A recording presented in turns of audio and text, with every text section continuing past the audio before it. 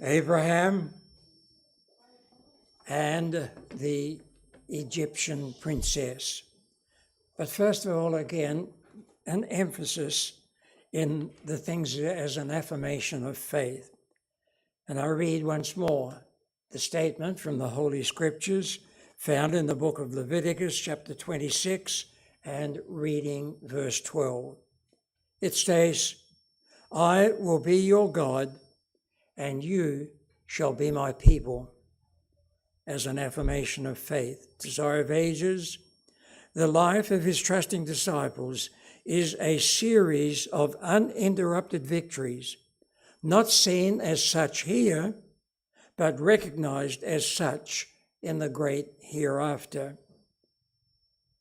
And coming to the story of Abraham, you will remember that Abraham was born in Ur of the Chaldees, ancient Iraq, 4,000 years ago. In his late 20s, two brothers married, two sisters.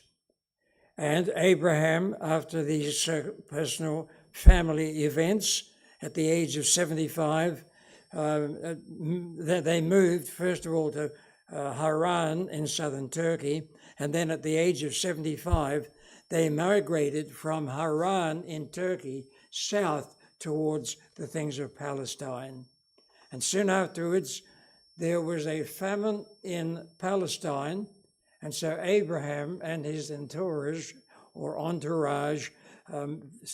moved down into Egypt on a temporary basis. We look at Abraham's backgrounds. He was born in the year 1950 BC, Ur of the Chaldees, 20 generations from Adam and Eve, 2,000 years after creation. His family, parents were Terah and wife Amittai, siblings Nahor and Haran, double wedding, Abraham and Sarah, Nahor and Milcah, and Sarah was the half-niece of Abraham, about 9.5 years younger. They migrated south in the year 1875, at the time when Abraham himself was about the age of 75.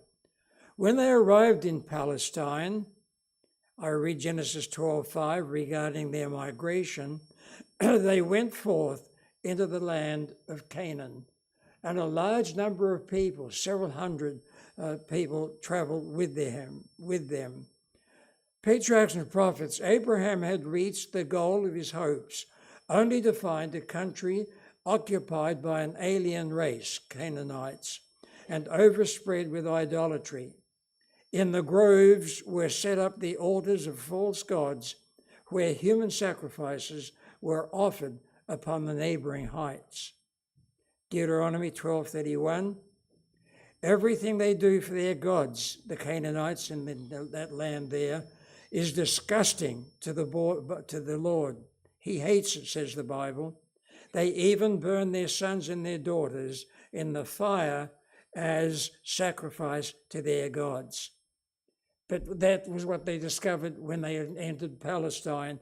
When the drought came there, Genesis 12:10 says there was a famine in the land of Palestine, and Abraham went down into Egypt to sojourn there on what we might call a temporary basis.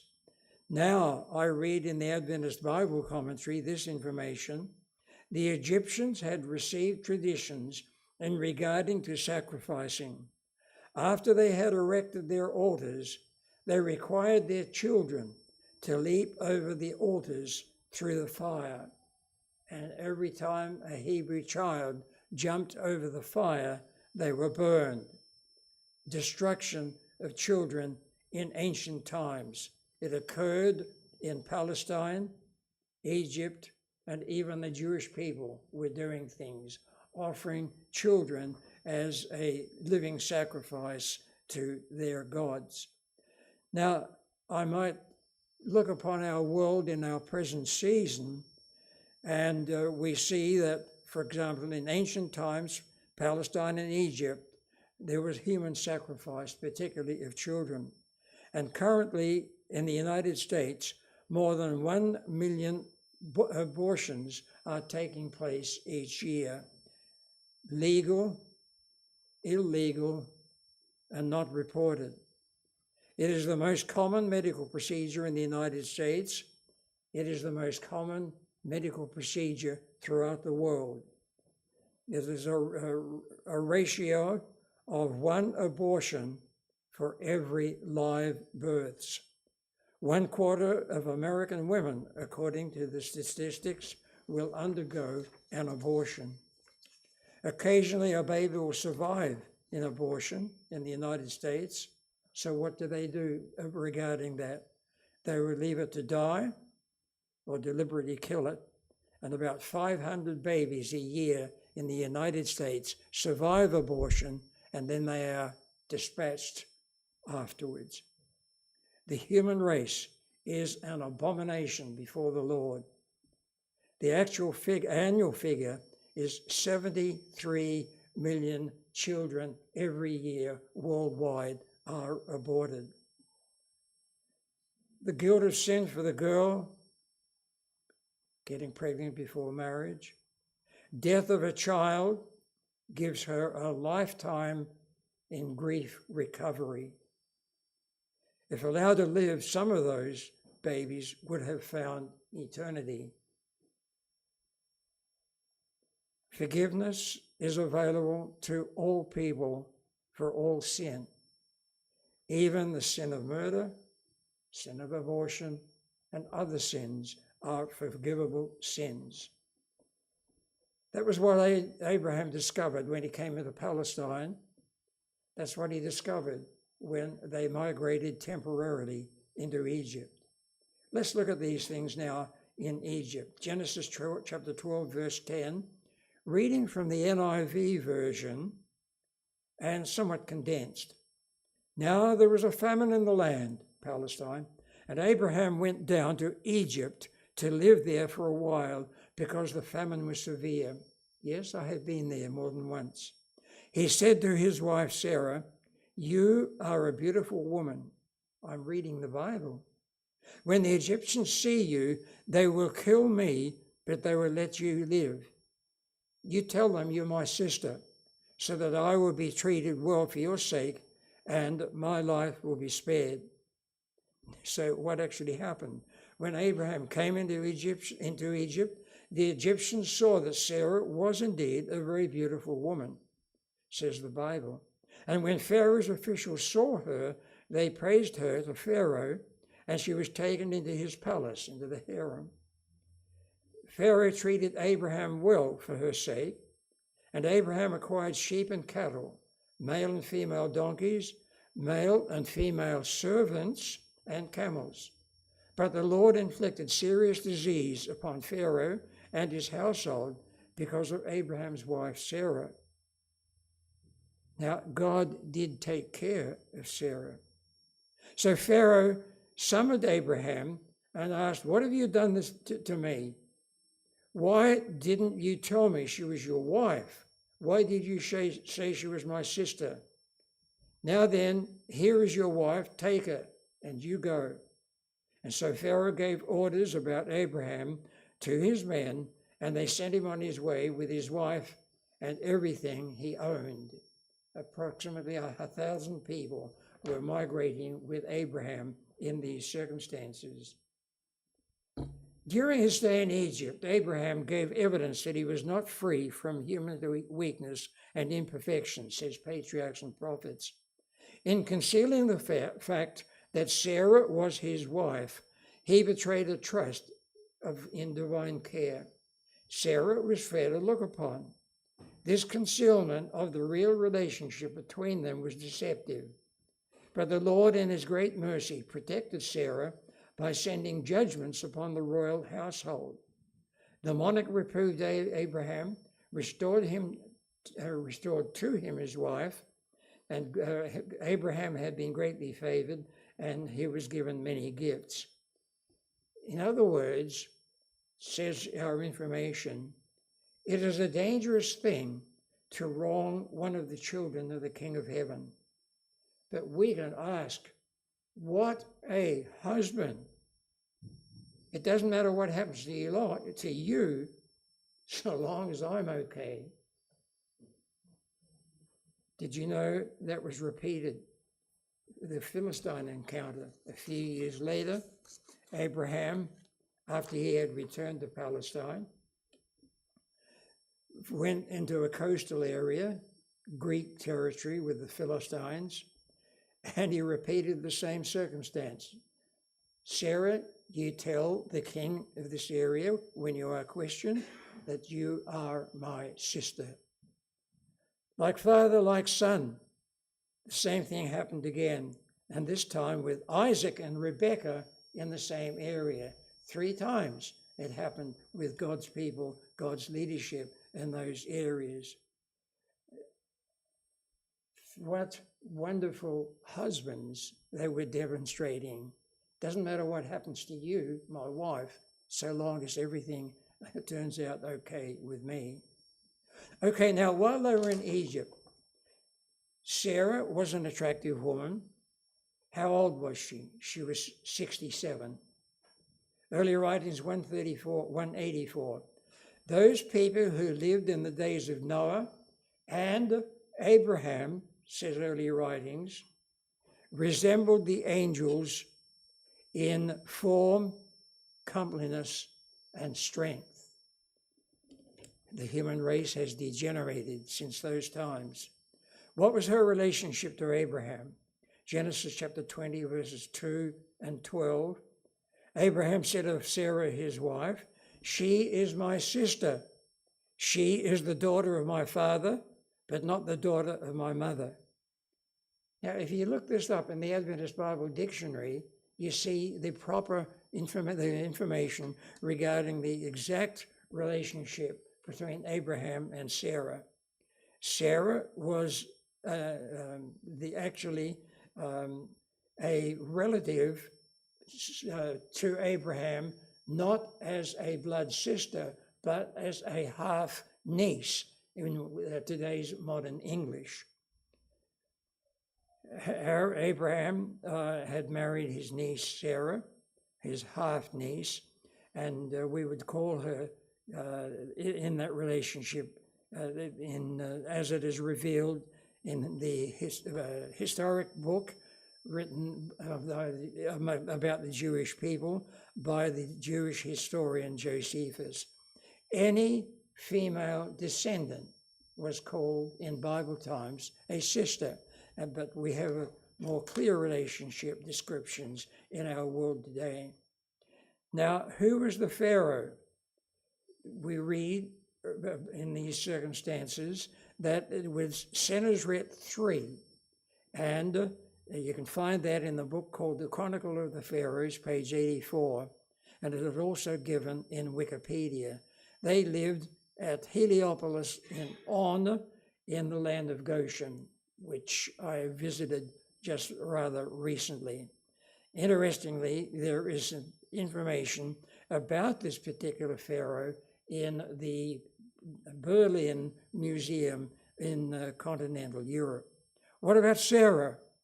Sarah had Sarah arrested. She was placed in the harem for a while, and as a result of these circumstances, God did protect her, and she was preserved in all of these things. I read Patriarchs and Prophets 147. Abraham's faith was not always perfect. He received forgiveness. Sarah received forgiveness. Anyone receives forgiveness in all sins that are forgiven. Princess Hagar, who was she? What was she? She was one of the people that was given to Abraham in a gift sequence. Genesis chapter 12, verse 16 says that among the gifts that Pharaoh gave to Abraham were female servants, and obviously Hagar was one of these. I guess these servants and even Hagar herself did not have much say in what took place with them. As Abraham and the Pharaoh exchanged gifts, they exchanged personnel as well. Thinking it was impossible that a child should be given to Sarah in her old age, she suggested that one of her handmaidens should be taken by Abraham as a secondary wife. No indication anywhere that Abraham resisted his wife's suggestion, though he did a little. Patriarchs and Prophets 141. Abraham's household comprised more than 1,000 souls. They went back to Palestine on the move with 1,000 souls, and that so many congregated together they could be seen from space in their migration. Genesis 16:2, Sarah said to Abraham, "The Lord has prevented me from having any children. Why don't you have a temporary wife in Hagar in this circumstance?" Sarah suggested the plan, but later she regretted the suggestion she had made. Flattered with the honor of her new position as Abraham's wife or temporary wife, Hagar became proud and boastful, though it was at Sarah's earnest entreaty that he had named Hagar. He had married Hagar. She now approached him for this fault that was evident in this circumstance. The touch of the pastor is not always reliable. Thank you. And while you are undoing my mistake, down there, I was at the wrong place. Thank you. All right. Now, so what happened? Hagar became haughty, we might say in modern English, high and mighty. So Sarah treated her harshly, and she fled. Now, Genesis 16:6 says that, and the Patriarchs and Prophets says, so Hagar made her way to the desert, on her way back to her homeland, Egypt. And as she was back there during this occasion, she had she was lonely, and friendliness was non-evident. But an angel of the Lord in human form appeared to her. Now, why would an angel of the Lord appear to a sun-worshipping, idol-worshipping princess from Egypt? The answer to that is very clear, because in the circumstances of Hagar joining Abraham's convoy, the large number of people, she began to adopt the religious circumstances that were evident in Abraham's life, and she became a believer. And if she was a believer, regardless how long or how short had been her belief system within her, then she is under the protection of divinity. So an angel appeared to her and said to her, look, Hagar, we understand that Sarah has treated you badly, but look, you go back and serve with her again. This is better for you, and it will be better for the child that you will bear. So she went back again to the Hebrew people as they had migrated back from Egypt into Palestine. The angel said to her, you're pregnant, you'll have a son, you call his name Ishmael. Abraham was 86 old when Ishmael was born. Now, the years went by. Finally, we come to the birth of Abraham, Isaac, Jacob and Esau, Hagar, Ishmael. At this stage, Ishmael was 13 years old, and again, Sarah had been difficult to Hagar, and once again, Hagar fled. And when she was there in the desert area with Ishmael at 13 years of age, she was wandering without food and water. And she wept before the Lord. And as I read in Genesis chapter 21, verse 17, God called to her and promised protection. He provided water and food for them as it was available and as it was needed. So they went back, Abraham, should I say, Hagar, and Ishmael after he was born, and after Jacob was born in these circumstances, Isaac likewise. God called to her and promised protection to her in her life. We're told in the Bible, Genesis 21:21, that Hagar, his mother, took him a wife out of the land of Egypt. As for Ishmael, 12 princes were promised he will beget, and I will make him a great nation. So Ishmael, Hagar, now were under the protection of the Lord God of heaven. And the promise was made, not only would the children of Israel have 12 tribes, but that's the children of Israel, but Ishmael, whose name is somewhat similar in English spelling, Ishmael also will give birth to 12 children, and they will have 12 tribes that way. The years went by. Yes, Ishmael did establish 12 tribes within his entourage. Genesis 7, chapter 17 tells us that. As for Ishmael, 12 princes he will beget. I will make him a great nation. Old man Abraham passed away, and Ishmael and Isaac, his first son Isaac, buried him in the cave Machpelah next to his wife Sarah. And you can see that location in Palestine. There is a Muslim mosque overbuilt in that same site. Interestingly, I read about Ishmael. In his latter days, even though he left the Lord during his mature years, in his latter days, Ishmael repented of his evil ways, and he returned to his father's God. Muslims, Arabs today, honor Ishmael as a Muslim leader in their backgrounds and in their circumstances. Little do they realize that Ishmael rejoined the Jewish religion before he died. That is something unknown to the Muslims of our world today. Now, Abraham went out of Egypt, he and all that he had, and Lot. Pharaoh ordered a guard.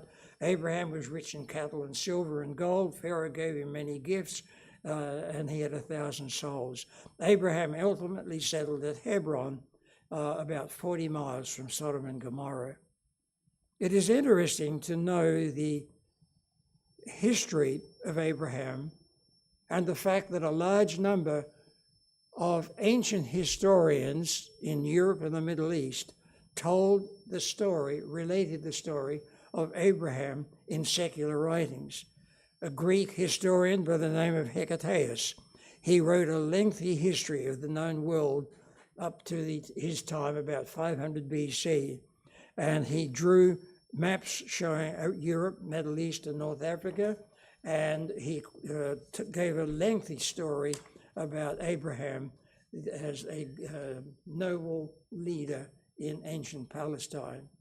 Ancient Babylon, the historian there, Berosus, 300 BC, he wrote 3 lengthy book histories of the world, which have been lost. But he mentioned about kings before the flood, mentioned about creation, and he listed the names of the kings after the flood, mentioned Nebuchadnezzar and Abraham in the 10th generation after the flood, giving the Chaldeans the story of a man who was righteous before the Lord. Ancient Arabian Nicholas of Damascus in the year 50 BC wrote 144 books on the history of the world, and he made many references to biblical history, including the life of Abraham. About Abraham, he refers to the fact that he had an army of people with him traveling all in the various locations, called from Ur of the Chaldees, to Turkey, to Palestine, to Egypt, back to Palestine. And after a long time, he went into the land that was called the land of Canaan, but later became Judea. Jewish historian Josephus refers to Abraham, and in a lengthy story tells the story of Abraham's life. You can read it in Josephus's history. It's like reading the same information in the Bible. The Old Testament refers to Abraham. 16 books refer to Abraham in the Old Testament. The book of Isaiah, 41 verse 8, refers to Abraham as the friend of God. Then you come to the New Testament. 11 books in the New Testament refer to Abraham. And I read in Romans chapter 4, verse 3, under the writings of Paul, where it is stated, Abraham believed God, and it was counted unto him for righteousness. Was Abraham perfect? No. Did he make mistakes? Yes. But he was called the friend of God. But you worship the God of heaven. You believe in the ministry of Jesus. You believe in the story of Abraham. Abraham believed God, and it was counted unto him for righteousness. You believe God. It is counted unto you as righteousness. Are you perfect? No. Are you without sin? No. God has given the services of the Christian church to care for these things, baptism and the Lord's Supper, the washing of feet ceremony. All of these are part of the story that is involved in salvation. No, we are not, from human eyes, sinless, but we are counted before the Lord like Abraham was. His faith was counted as righteousness. Your faith is counted as righteousness. In the Quran, there are 35 chapters in the Muslim holy book, as it is called, 35 chapters that refer to Abraham. He was revealed as a prophet of God and as a noble patriarch. Our spirit of prophecy, there are so many references in the spirit of prophecy, it's too many to count. It's just pages and pages of references regarding Abraham. Abraham is our example. I come to the closing information regarding the story of Abraham. And it says here, Patriarchs and Prophets, Abraham was known as the teacher of a new religion. His faith was not always perfect. God called Abraham to be the father of the faithful, and his life was to stand as an example of faith to succeeding generations. What did he do when he made a mistake? He confessed sin and was forgiven. God called Abraham to be the father of the faithful, and his life was a life of faith. Angels of heaven walked and talked with him as friend with friend. Abraham, the friend of God, set us a worthy example. His life was a life of prayer. New Testament, 74 references where Abraham is quoted. I read in James, Abraham believed God. He was called the friend of God. Paul in Galatians says, you should understand that everywhere and everyone who has faith is a child of Abraham. We are adopted into the family of God. Matthew, many shall come from the east and the west, and we shall sit down with Abraham in the kingdom of heaven. Paul in Romans, Abraham believed God, it was counted unto him for righteousness. Romans again, Abraham was counted as righteous before God because of his faith. And we are counted as righteous before the Lord because of our faith. No, we are not perfect, and God has made arrangements for the care of sin circumstances in the lives of his people, but because of our faith, we are considered by God to be righteous before him. The righteousness of Jesus is applied to our life experience. Yes, Abraham made a mistake. He had a temporary wife, an Egyptian princess, who was converted to the worship of the God of heaven. And these circumstances are written in their detail so that we know that he was forgiven, we can be forgiven all sin before the Lord. I close with the affirmation of faith as it is found in the book of Leviticus chapter 12. I read it before, I read it again. I will be your God, and you shall be my people. It's as simple as that. The life of his trusting disciples is a series of uninterrupted victories. You see your life that way? I don't see my life that way. The life of his trusting disciples is a series of uninterrupted victories, not seen as such today, but recognized as such in the great hereafter. So simply, we continue in our faith experience before the Lord. That was the story today of Abraham and the Egyptian princess. She converted to the true religion. Her son was brought up in the true religion, abandoned it, and in his latter days rejoined the true religion. On the next occasion in our progressive series, under the general heading divine intervention, will be Abraham and his encounter with Melchizedek. The story of Melchizedek seems to be a mystery, and yet when you read the Bible and you see what is involved, there's no mystery regarding Melchizedek. It's an interesting story for the next occasion. We come to the end of our morning service. We sang before how great thou art, and we acknowledge God in our experience as being great, and we're grateful for his greatness. We want to sing now hymn number 633 under the title, When We All Get to Heaven, number 633, with the words, When We All